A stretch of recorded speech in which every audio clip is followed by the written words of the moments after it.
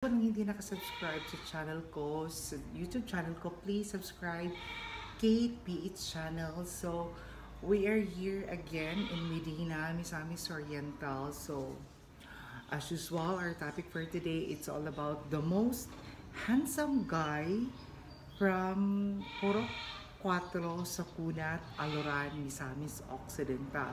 So, may nag-send sa akin ng pictures and then isa sa mga top handsome guy ang nag-send sa akin. So, magbe-base pa rin ako sa pictures na think these 10 guys is handsome sila. Mag-matter pa rin ako sa pictures na nakikita ko.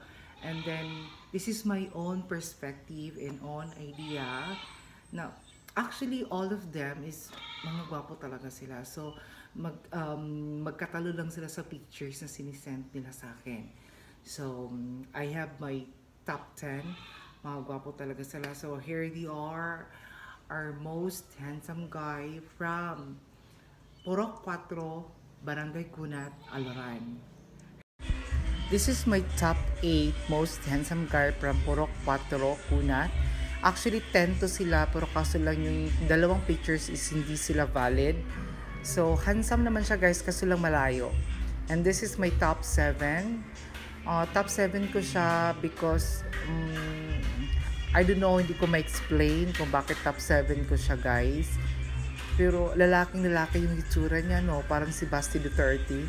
And this is my top 6. Hindi ko ma-recognize yung face niya kasi sobrang layo. Not only malayo siya, naka-shade siya guys. So, paano ko ma-describe yung face niya guys? Kaya nilagay ko siya sa top 6. And this is my top 5. Baby pa talaga si baby boy.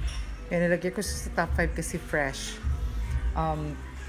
Cute naman si Guy, kaya number 5 ko siya. And this is my top 4. Na-recognize ko yung face niya, ma-describe ko siya. He looks like handsome naman siya guys. And then kaya nilagay ko sa top 4 kasi okay naman yung kuha ng pictures. And this is my top 3. Zino-zoom ko yung face niya. Gwapo siya guys. Kaya nilagay ko sa top 3. Feeling ko matangkad din to siya si top 3. Kaya malakas yung appeal niya. Kaya number 3 siya sa akin. And then this is my top 2. Naging top 2 ko siya because nakita ko siya sa performance siya sa Mr. Pogi sa Kunat. Nagiging first runner-up siya. Moreno siya guys. Ang gwapo naman talaga siya pagtitigan. And this is my top 1.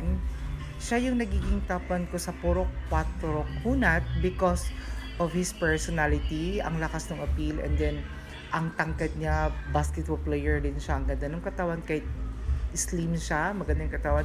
Please share, likes, and comment.